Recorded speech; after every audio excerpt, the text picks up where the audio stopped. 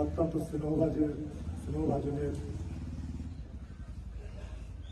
স্বেচ্ছাসেবক দলের যুগ্ম আহ্বায়ক,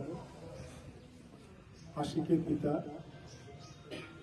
আমাদের মন্দিরের বড় ভাই রমন ভাই, উনি ইন্তেকাল করেছেন।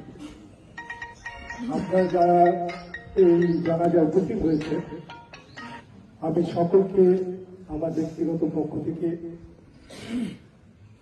সালাম জানাই। আসসালামু আলাইকুম। আপনারা জানেন যে মানুষ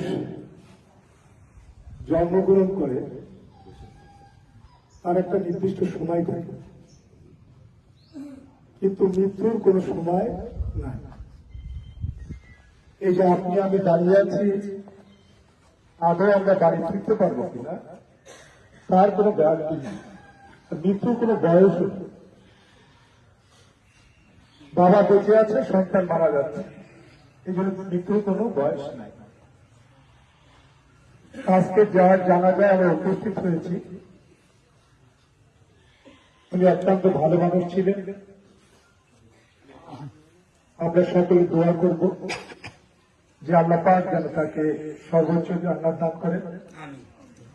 এই পৃথিবীতে যত জানা হয় যারা গুনাহ করেছেন, সকল গুনাহকে আল্লাহ পাক যেন মাফ করে দেন এবং তার কবরের হিসাবকে যেন সহজ করে দেন, তার কবরকে যেন আল্লাহ জান্নাত বানিয়ে দেন, আর তার সন্তান তার পরিবারকে যেন ধৈর্য দেওয়ার তৌফিক দেন এবং আল্লাহ হেফাজত করেন। আপনারা শুধু যে এই যে জানাজা আসলে, এই জানাজা পড়ার পরে আমরা কিন্তু 5 থেকে 10 মিনিটের মধ্যে মনে রাখি না যে জানাজা থেকে এসছি কিনা। শুধুমাত্র আমরা জানাজা আসছি এতটুকু, যাওয়ার পরে 5 থেকে 10 মিনিট আমাদের মনে থাকে না।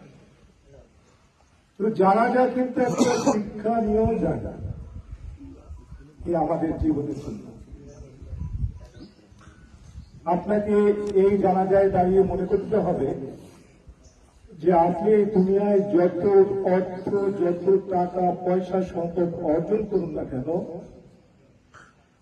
আপনি যত পয়সাওয়ালা অর্থশীল হতে হন না কেন, যাওয়ার সময় এই সাদা কাপড় ছাড়া কিছু নিতে পারবেন না। আর একটা ভ্যান চালক, তিনি যখন মারা যাবে, ঠিক একটা সাদা কাপড়েই তিনি যাবেন। এই কাপড়ের দাম বড় লোকের জন্য একরকম, আর ভ্যান চালকের জন্য আর একরকম, এটা কিন্তু না, সবার জন্য সমান।